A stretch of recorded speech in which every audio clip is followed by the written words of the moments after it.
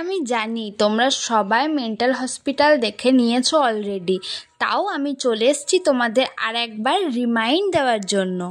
আমরা এখন mental hospital দেখতে এসেছি।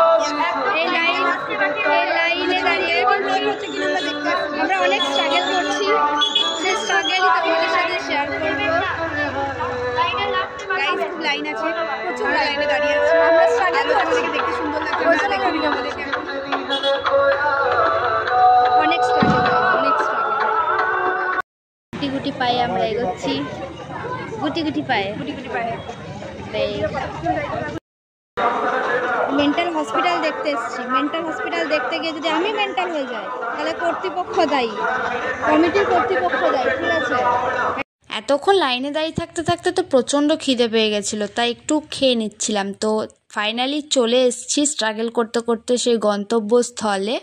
রাস্তাটা একটু ছেড়ে দাঁড়ান, আপনাদের কাছে আমরা একান্ত অনুরোধ করছি, বাইরে থেকে বারবার আপনাকে অনুরোধ করছি, লাইনের বাইরে থেকে কেউ ঢুকবেন।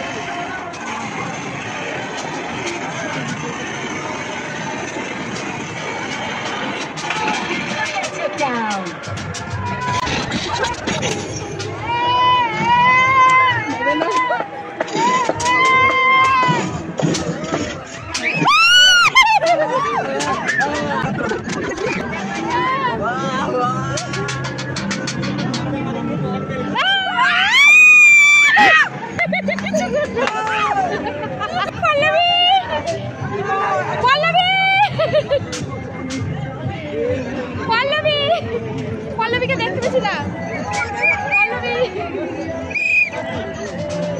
যাতে ভয় না পায়।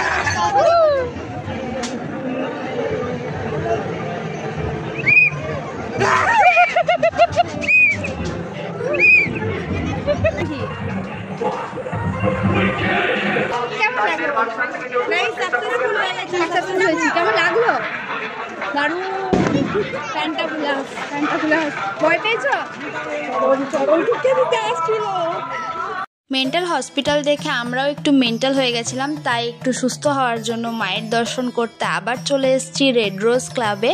তো রেড রোজ ক্লাব হচ্ছে সিউড়ির অনেক বড় একটা ক্লাব। তো তোমরা যারা সিউড়িতে থাকো তারা তো নাম শুনেইছো। তো সেই মাকে দর্শন করতে এসেছিলাম। কালী পুজো মিনি ব্লগ লাস্ট পার্ট নিয়ে আমি ফাইনালি চলে এসেছি। জানি অনেকটা লেট হয়ে গেছে, কারণ আমি একটু ব্যস্ত ছিলাম, তার জন্য এডিট করার আমি সময় পাইনি। তো কি হয়েছে, তোমাদের একবার রিমাইন্ড তো হয়ে যাচ্ছে। তো ভিডিওটা কেমন লাগলো অবশ্যই আমাকে কমেন্ট করে জানিও। দেখা হবে আবার একটা নতুন ভিডিওতে, ততক্ষণের জন্য বাই।